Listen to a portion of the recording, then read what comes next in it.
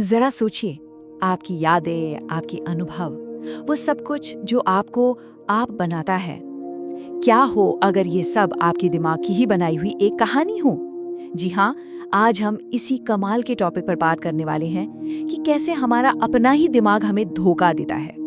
इसका सीधा सा मतलब ये है कि हम दुनिया को वैसी नहीं देखते जैसी वो है, बल्कि हमारा दिमाग हमें उसका एक फिल्टर किया हुआ एडिटेड वर्जन दिखाता है। मतलब हम सब अपनी अपनी पर्सनल फिल्म में जी रहे हैं और उसका डायरेक्टर कौन है? हमारा दिमाग। अब जब हम दिमाग की झूठ की बात करते हैं तो ये कोई गड़बड़ी नहीं है। नहीं, असल में ये तो उसकी बहुत स्मार्ट चालें हैं। ये वो शॉर्टकट्स हैं जो दिमाग ने हमें जिंदा रखने और हमारी कीमती एनर्जी बचाने के लिए बनाए हैं। ये देखिए, आप इसे आराम से पढ़ पा रहे हैं ना? भले ही अक्षर इधर-उधर हैं। ऐसा इसलिए है क्योंकि दिमाग हर छोटी मोटी डिटेल पर ध्यान नहीं देता।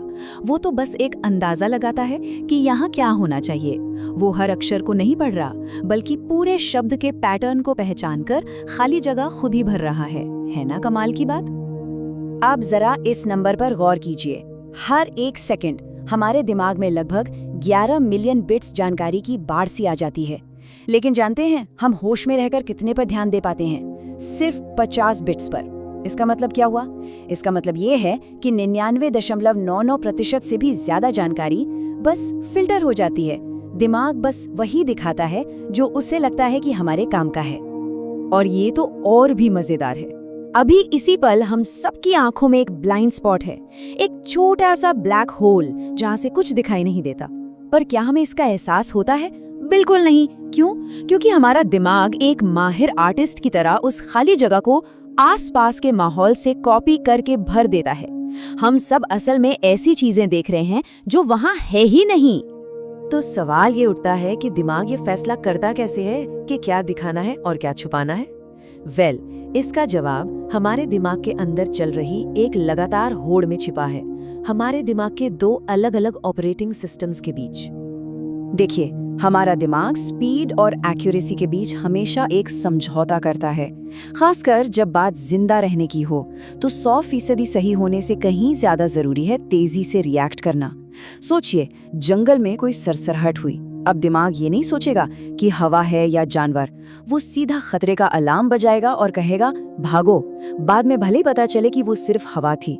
दिमाग ने स्पीड को एक्यूरेसी पर तरजीह दी। तो दिमाग में ये दो सिस्टम है कौन? एक है हमारा इमोशनल ब्रेन जो बहुत तेज है, ऑटोमेटिक है और बिना सोचे समझे काम करता है।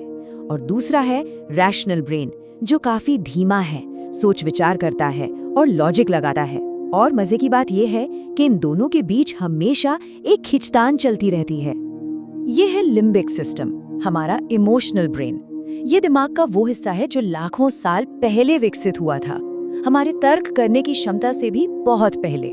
इसे आप दिमाग का सिक्योरिटी गार्ड समझ सकते हैं जो खतरों को भांपने के लिए बना है। और ये बहुत तेज है। इसका काम है पहले रिएक्ट करो, बाद में सोचो। पर जब हमारा दिमाग इन मेंटल शॉर्टकट्स पर बहुत ज्यादा निर्भर हो जाता है तो कुछ गड़बड़ियां होने लगती हैं।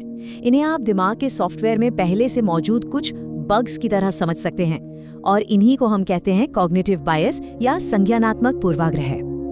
तो ये कॉग्निटिव बायस है क्या? ये दिमाग के वही मेंटल शॉर्टकट हैं। ये हमें तेजी से फैसले लेने में तो मदद करते हैं, पर कई बार हमें गुमराह भी कर देते हैं। और इसी वजह से हम सब अपनी अपनी एक अलग सच्चाई की दुनिया में जीने लगते हैं जिसका असलियत से शायद कोई लेना देना ही ना हो। और इसका सबसे आम उदाहरण है कंफर्मेशन बायस। हम सब इसके शिकार हैं। हम उन्हीं खबरों या आर्टिकल्स पर क्लिक करते हैं जो हमारी सोच से मेल खाते हैं। हम उन्हीं लोगों को फॉलो करते हैं जो हमारी जैसी बातें करते हैं। हम असल में सच्चाई नहीं ढूंढ रहे होते हैं, हम बस अपनी बात का समर्थन ढूंढ रहे होते हैं।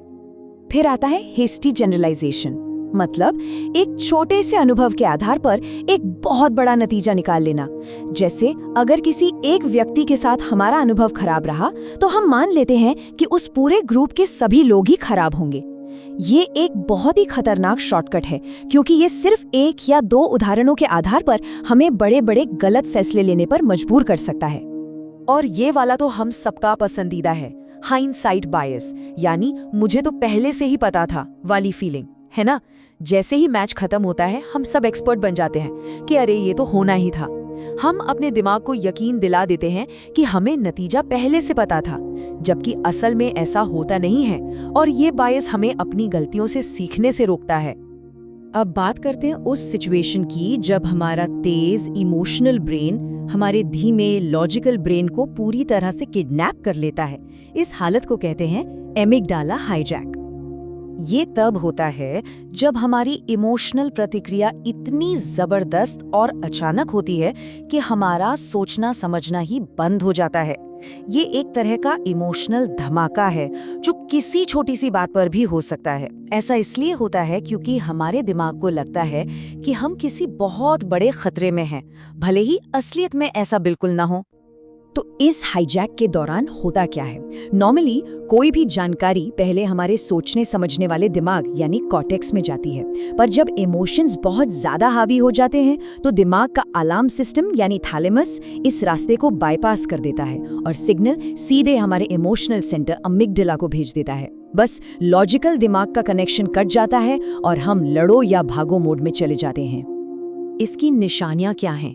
दिल की धड़कन तेज हो जाती है, पसीना आने लगता है और साफ साफ सोच पाना नामुमकिन सा हो जाता है। और बाद में जब वो इमोशनल तूफान शांत होता है तो अक्सर हमें पछतावा होता है और हम सोचते हैं मैंने ऐसा क्यों कह दिया या मैंने ऐसा क्यों किया। लेकिन अच्छी खबर ये है कि हम इन ऑटोमेटिक रिएक्शंस को कंट्रोल करना सीख सकते हैं। हम अपने दिमाग की इस पुरानी स्क्रिप्ट को बदल सकते हैं और कंट्रोल वापस अपने हाथ में यानी ड्राइवर सीट पर आ सकते हैं। तो अगली बार जब भी ऐसा महसूस हो कि इमोशंस हावी हो रहे हैं तो ये 3 सिंपल स्टेप्स अपनाए जा सकते हैं। पहला, उस तेज भावना को पहचानें। दूसरा, उसे एक नाम दें, जैसे खुद से कहें मुझे गुस्सा आ रहा है। सिर्फ इतना कहने भर से ही दिमाग का लॉजिकल हिस्सा वापस एक्टिवेट होने लगता है। और तीसरा, रिएक्ट करने से पहले बस एक पल के लिए रुक जाएं। तो अब जब ये स्क्रिप्ट पता चल गई है कि हमारा दिमाग कैसे काम करता है, तो सवाल ये है कि इन विचारों को फिर से कैसे लिखा जाएगा। इस जानकारी को जानना ही अपनी मेंटल दुनिया का कंट्रोलर बनने की तरफ पहला और सबसे जरूरी कदम है।